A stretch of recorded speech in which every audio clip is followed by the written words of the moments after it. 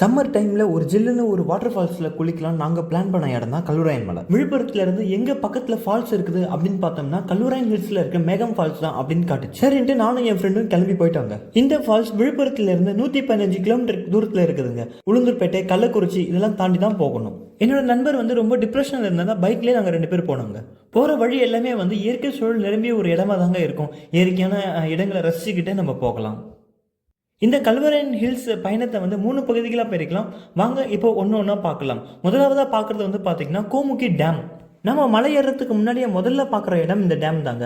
அந்த மலையில் இருக்க தண்ணி எல்லாமே இந்த அணைக்கு தான் சேருதுங்க. இது பார்த்தீங்கன்னா ஒரு மிகப்பெரிய ஒரு ஏரி மாதிரியான அமைப்பில் தான் அதோட நீர்த்தேக்கங்கள் இருந்துக்கிட்டு இருக்குது. நாங்கள் போனப்போ தண்ணி ரொம்ப கம்மியாக இருந்ததுனால ரொம்ப அதிகமான தண்ணி அந்த அணையிலேருந்து வெளியில் வரலங்க. இந்த டேமை போய் பார்க்குறதுக்கு எந்த விதமான டிக்கெட்டும் நம்ம வாங்க வேணாம், ஃப்ரீயாகவே தான் போய் பார்க்கலாம்.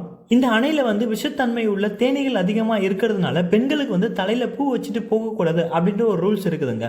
வாகனங்களை 100 அடி தள்ளி தான் நிறுத்தணும் அப்படின்னு சொல்லியிருக்காங்க. பெட்ரோல் டீசல் வாகனத்தினால தேனீக்கள் பரவி ஆபத்து விளைவிக்க கூடும் அப்படின்றதுனால தான் 100 அடி தள்ளி நிறுத்த சொல்லியிருக்காங்க. புகைப்பிடிக்கவும் இங்கே தடைகள் போட்டிருக்காங்க. அது மூலமாகவும் தேனீக்கள் பரவறதுக்கு வாய்ப்பு இருக்குது அப்படின்றதுனால. நாங்கள் போன டைமில் சம்மர்ன்றதுனால தண்ணி ரொம்ப கம்மியாக தாங்க இருந்தது. இந்த டேம் பார்த்தீங்கன்னா 1963 ஆரம்பித்து 1966 முடிச்சிருக்காங்க. அணையோட மதிப்பீடு 121 லட்சம் தாங்க. ஆனால் இப்போது இந்த பட்ஜெட்டில் சின்ன ஒரு டேம் கூட கட்ட முடியாதுங்க. இந்த டேமோட முழு நீர்மட்டம் 46 அடி உயரமாக இருக்குதுங்க. அணையோட மொத்த நீளம் பார்த்தீங்கன்னா 2200 மீட்டர் இருக்குது. அணையால் 7 கிராமங்களுக்கு தண்ணீர் அனுப்புகிறாங்க. அதனால் 7 கிராமங்கள் தண்ணீர் பயன்படுத்திக்கிட்டு யூஸ்ஃபுல்லாக இருக்குதுங்க இந்த டேம். அந்த டேம் எல்லாத்தையும் பார்த்து முடிச்சு நம்ம மலையேற ஸ்டார்ட் பண்ணிடலாம். போகிற வழியில் பாதி தூரம் போனதுமே கோமுகி வியூ பாயிண்ட்னு ஒரு இடம் இருக்கும். அங்கேருந்து பார்த்தோம் அப்படின்னாக்கா நமக்கு இந்த டேம் அவ்வளோ அற்புதமாக தெரியும். இப்போ தண்ணி கம்மியாக இருக்கனால இது நிலம் மாதிரி தெரியுதுங்க. மலை ஏறுற வழி எல்லாமே அவ்வளோ அற்புதமாக இருக்குங்க. அங்கங்கே நம்ம குரங்குகளை அதிகமாக பார்க்கலாம். வழியில் சின்ன சின்ன மலை கிராமங்கள் நிறையா இருக்கும். அந்த இடத்துல ஒரு 50லேருந்து 100 பேர் தான் இருப்பாங்க அப்படின்னு நினைக்கிறேங்க. அவ்வளோ சின்ன கிராமமாக இருந்தாலுமே பஸ்ஸு வசதிகளும் ரோடு வசதிகளுமே பார்க்கறதுக்கு கொஞ்சம் நல்லாவே இருக்குதுங்க. கோமுகி டேமோட வியூ பாயிண்ட்டை பார்த்து முடிச்சுட்டு நம்ம அடுத்ததாக பார்க்குற இடம் எதுன்னு பார்த்தீங்கன்னா பெரியார் ஃபால்ஸ் அப்படின்ற இடம் தாங்க. இந்த ஒரு ஃபால்ஸ் மெயின் ரோட்லேயே தாங்க இருக்குது.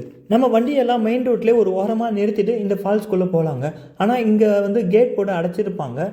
உள்ளே போகணும் அப்படின்னா பெரியவங்களுக்கு 20 ரூபாயும் சின்னவங்களுக்கு 10 ரூபாயும் டிக்கெட் வாங்கிட்டு அதுக்கப்புறம் தான் உள்ளே போக முடியும். இல்லைனாக்கா ஃபைன் போட்டுருவேன் அப்படின்ற மாதிரி போட்டிருப்பாங்க.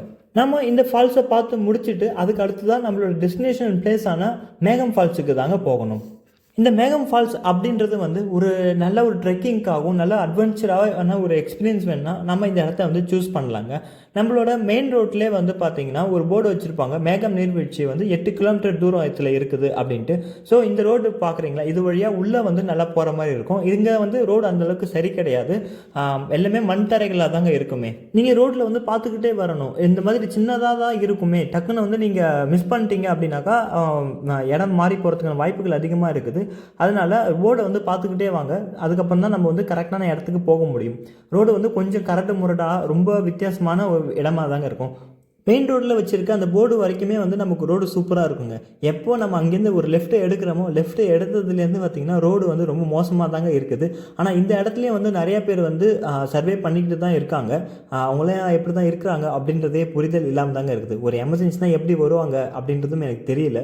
மெயின் ரோட்லேருந்து கொஞ்சம் தூரம் வரைக்கும் தான் நம்மளால் வண்டியிலையுமே போக முடியும் அந்த கரட்டு முறையான பாதைகளில். ஒரு கட்டத்துக்கு மேலே ரொம்ப செங்குத்தாக இருக்கும், அதிகமான பாறைகள் இருக்கிற இடமா தாங்க இருக்குது. அதனால நம்மளால் வண்டியில் போக முடியாது. வண்டியை ஒரு சேஃபான ஒரு இடத்துல நிறுத்திட்டு சைட் லாக்லாம் போட்டுட்டு நம்ம மலை ஏற மறுபடியும் ஆரம்பிக்கலாங்க. நம்ம வண்டியை ஒரு பாதி தூரத்தில் நிறுத்திட்டு அதுக்கப்புறம் ஒரு 7 கிலோமீட்டர் தூரம் வரைக்குமே நடந்து போகிற மாதிரி தாங்க இருக்கும் அந்த ஃபால்ஸுக்கு. மக்கள் அதிகமாக போகாத ஒரு ஃபால்ஸ் அப்படின்னாக்கா அது இந்த ஃபால்ஸ் தான் அப்படின்னு நினைக்கிறேன். ஏன்னா ரொம்ப கம்மியான மக்கள் தான் வருவாங்க. நான் 2021 ஆஃபீஸ் ட்ரிப் கூப்பிட்டு போனாங்க. அப்போ போனப்பவும் நிறைய பேர் இல்லை, இப்போ போனப்பவும் அவ்வளோ பேர் இல்லைங்க. நீங்கள் இந்த ஃபால்ஸுக்கு பிளான் பண்ணுறீங்க அப்படின்னாக்கா ஒரு 10-15 பேர் அந்த மாதிரி ஒரு நாள் கும்பலாக போங்க. அப்போ தான் நமக்கு சேஃபாக இருக்கும். கையில் சாப்பாடு தண்ணீர் அதெல்லாம் கண்டிப்பாக எடுத்துகிட்டு போங்க. ஏன்னா மேலே எந்த கடைகள்லாம் சாத்தியம்லாம் கிடையாது. ஏன்னா இது வந்து சரியான டூரிஸ்ட் ஸ்பாட்டுமே கிடையாதுங்க. ஏன் இந்த ஃபால்ஸுக்கு வந்து டூரிஸ்ட் அவ்வளோ வரமாட்டாங்க அப்படின்னு கேட்டிங்கன்னா, ரொம்ப தூரம் நடக்கணும். ஓகே, அது கிராமத்துக்குள்ளே இருக்கிற ஒரு ஃபால்ஸாக தான் இருக்குது. அதனால் ரொம்ப கும்பல்லாம் அவ்வளோ வராதுங்க. 2-3 பேராக போனீங்கன்னா பயம் அதிகமாக இருக்கும். வழி ஏதாவது ஒரு சில டைம் தவறி போயிட்டீங்க அப்படின்னாக்கா உங்களை மீட்கிறது ரொம்ப கஷ்டமாக இருக்கும். அதனால நீங்கள் வந்து 10-15 பேரவே போங்க. எங்கள் கூட லோக்கல் பசங்க வந்ததுனால இந்த பில்டிங் மேலே வந்து ஏறி பார்த்தாலே ஃபால்ஸில் தண்ணி வருதா இல்லையா அப்படின்னு தெரியும்னு சொன்னாங்க. அவங்க பசங்க வந்து ஏறி பார்த்துட்டு தண்ணி இல்லை, அது வரைக்கும் பார்த்தீங்கன்னா ஃபுல்லாக வறட்சியாக இருக்குது, இங்கே தண்ணி வந்து தான் உங்களுக்கு ஃபால்ஸ் கீழே வந்து தண்ணி வரும், அப்புறம் நீங்கள் போகிறதே வேஸ்ட்டு அப்படின்ட்டாங்க.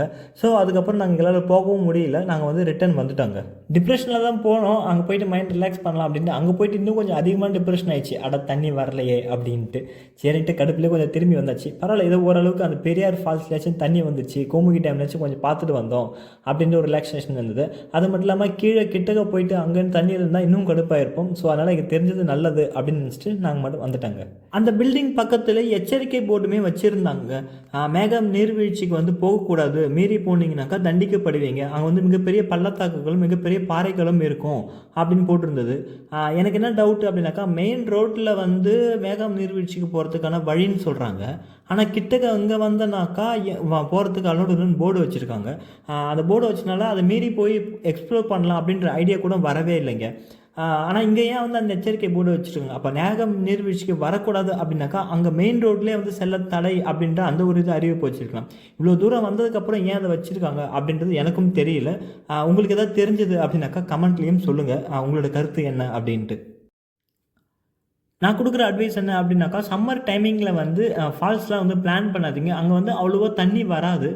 போயிட்டு இந்த மாதிரி வேஸ்ட்டாக ரிட்டர்ன் ஆகிற மாதிரி இருக்கும். ஸோ அந்த ஃபால்ஸ் ட்ரிப்லாம் வந்து கொஞ்சம் அவாய்ட் பண்ணிக்கோங்க. அதையும் மீறி போகணும் அப்படின்னாக்கா லோக்கலில் உங்கள் ஆள் தெரிஞ்சிருக்காங்க, அங்கே தண்ணி வருது அப்படின்னு தெரிஞ்சதுக்கப்புறம் போனீங்க அப்படின்னாக்கா உங்களுக்கு வந்து நல்லா என்டர்டைனிங்காக இருக்கும். ஸோ நீங்கள் ஏமாந்து வேஸ்ட்டாக ரிட்டர்ன் வர வேணாம். நாங்கள் யோசித்தது என்ன அப்படின்னாக்கா, கோமுகி டேமில் கொஞ்சம் தண்ணி இருந்தது, பெரியார் ஃபால்ஸ்லையும் தண்ணி இருந்தது. அப்போ கண்டிப்பாக இங்கேயும் தண்ணி இருக்கும், போய் பார்ப்போம் அப்படின்னு பார்த்தாக்கா சுத்தமாக சொதப்பிடுச்சு அப்படின்னு தான் சொல்லணும். இதுக்கப்புறம் ஃப்யூச்சரில் வந்து கோமுகி டேமில் தண்ணி இல்லையோ இல்லை பெரிய ஃபால்ஸில் ரொம்ப கம்மியாக தண்ணி வருது அப்படின்னாக்கா, இங்கேயே தண்ணி கம்மியாக வருது, மேலே போகிறது வேஸ்ட்டு அப்படின்னு பிளானை கேன்சல் பண்ணி ரிட்டர்ன் வர வேண்டியது தான் அப்படின்ட்டு தான் என்னோட பிளானிங்காக இருக்குது, தாட்ஸ் ஓடுதுங்க. இந்த நேரத்தில் எனக்கு ஒரு யோசனை வர்ற ஃபால்ஸ் என்னென்னு பார்த்தீங்கன்னா, தேனியில் இருக்கிற கும்பக்கரை வாட்டர் ஃபால்ஸ். அந்த இடத்துல வந்து கூகுள் நான் படித்தப்போ 24/7 வந்து தண்ணி வரும், அதாவது கோடை காலத்துலேயுமே வந்து தண்ணி வந்துக்கிட்டு தான் இருக்கும், கோடையிலும் மற்றாத ஒரு அருவி அப்படின்னாக்கா அது வந்து அந்த அருவி தான் அப்படின்னு சொல்கிறாங்க. தேனியில் பக்கத்தில் இருக்கீங்க அப்படின்னாக்கா போய் பாருங்கள். நம்ம சேனல்லையும் வந்து அந்த வீடியோ இருக்குது, நீங்களும் முடிஞ்சால் போய் செக் பண்ணி பாருங்கள். அவ்வளோதான் ஃப்ரெண்ட்ஸ், இந்த வீடியோ உங்களுக்கு பிடிச்சிருக்குன்னு நினைக்கிறேன். இந்த வீடியோவில் வந்து கற்றுக்கிட்ட ஒரு பாடம்னாக்கா சம்மர் டைமில் ஃபால்ஸ் போகக்கூடாது அப்படின்றது தான். உங்களுக்கு இந்த வீடியோ பிடிச்சினா லைக் பண்ணுங்கள், உங்கள் ஃப்ரெண்ட்ஸ் அண்ட் ஃபேமிலிக்கு இந்த வீடியோ வந்து ஷேர் பண்ணுங்கள். மறக்காமல் நம்ம சேனலை சப்ஸ்கிரைப் பண்ணுங்கள். Keep supporting my channel. Thank you.